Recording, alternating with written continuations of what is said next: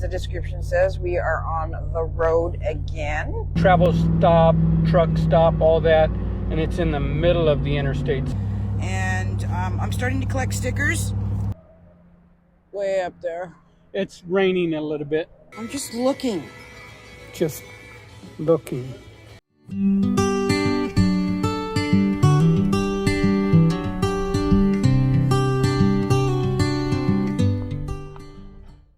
Morning, morning, morning. Morning. It's morning where we are. It is 9:15 in the morning. And that's Central Standard Time. As the description says, we are on the road again. It's been about a month and a half. It's a long month and a half. We needed the rest and the recuperation, and we really did get that, and we really loved it. But it was a little long for us not to work. So future rest times will be maybe a couple of weeks of getting rejuvenated, and then we're going to try to find some state park or some campground that will allow us to work even a little bit so that we can offset the cost of our RV stay. And that's when we're in between jobs. Right, because we do need to make income. We're on our way to North Dakota. We're not doing the 17 plus hours in one day. No. On the 5th day, we'll arrive. Today, our ending point will be Norman, Oklahoma. We're going to do what's called a Wally Dock, which is, I don't know if you've ever seen, some people do Cracker Barrel and some of those Bass Pro Shop. Boondocking, you call ahead, hey, can I park my RV in your parking lot? And they usually have you park on the outskirts of the parking lot and overnight. And it's not like where you break out everything like you're at an RV park, but it's just kind of you pull in, get your rest for the night, and then take off in the morning.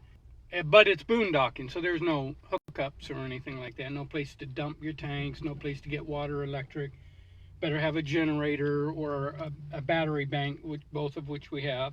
Usually you patronize whatever it is and just kind of relax. And then start out bright and early in the morning again. We left Wellington, Kansas about an hour ago. About less than an hour ago. Yeah. And we stopped for morning coffee and gas up at Plaine. Plaine, it loves travel stop, go figure. Unique travel stop. Yeah, so this one has the travel stop, truck stop, all that, and it's in the middle of the interstate. So interstate from both directions, so it's in the middle island area. Obviously they spread out the lanes, but so whichever direction you're coming from can hit that one because it's in the middle. Yeah. What it also is the Kansas Welcome Center.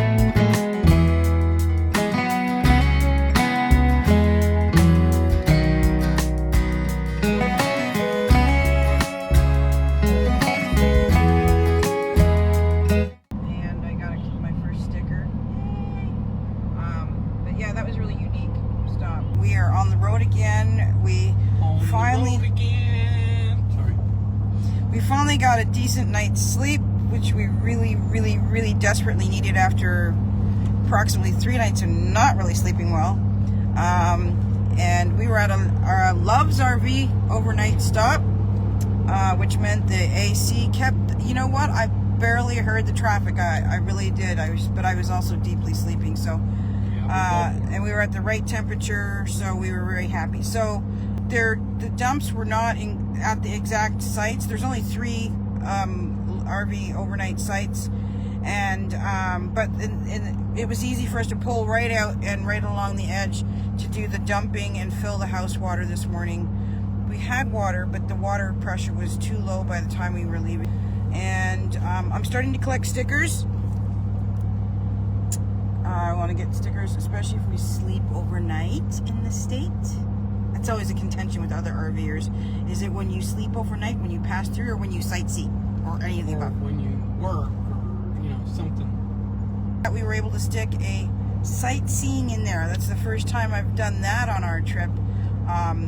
If it's conveniently along the way or close along the way, then I think, and it's a short travel day, then I think, hey, put in a sightseeing tour or something. And if we can get our travel trailer in and out. Way up there. It's raining a little bit. It's also trying to be sunny all at the same time. Yeah. It must be pretty here with all these that light up at night. So we are in Sioux City, South Dakota. Iowa. Iowa. We're not traveling just to go see sights.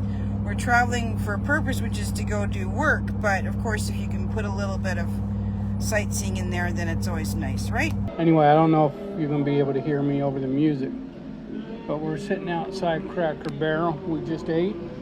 South Dakota. How's your food? It's actually warm right now. Appreciating the fact that it's actually warm today.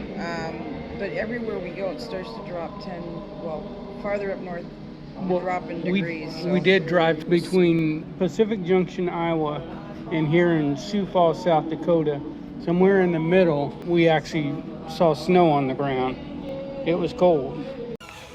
So this might be where I have to take the pocketbook from Heather. I'm just looking. Just looking. Just looking. Ooh, okay. Practical patronization. So it's Friday. It's 10:15 Central Time. Hold up that, because that's where we are. And we are in North Dakota territory. We're westbound on 94 right now, headed into Beulah to our next job. It's an RV park, and it is cold. It is. It's 28. It's 28, and we were just at the Love's travel stop gassing up in Fargo before we went westbound on 94, and somebody was coming from Bismarck, which is where we're heading in that direction, and there was snow on the car. We're moving into summer, so these are the shoulder months, spring to fall, where a lot of people in the north do their RV camping, and so that's what we signed up for, to do a camp host job at Beulah RV Park. It's part of the U.S. Army Corps of Engineers RV park, and they have a lot of other events that they do there too. Heather's going to work in the office. I'm going to be doing maintenance, and you know, you get some pay. Mid-April to mid-September, some time frame, give or take, is the RV park job.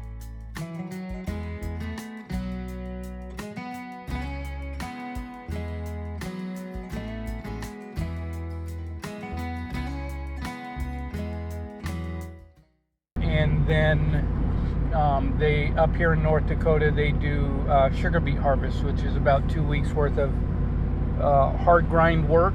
You're not out there out in the fields pulling the sugar beets.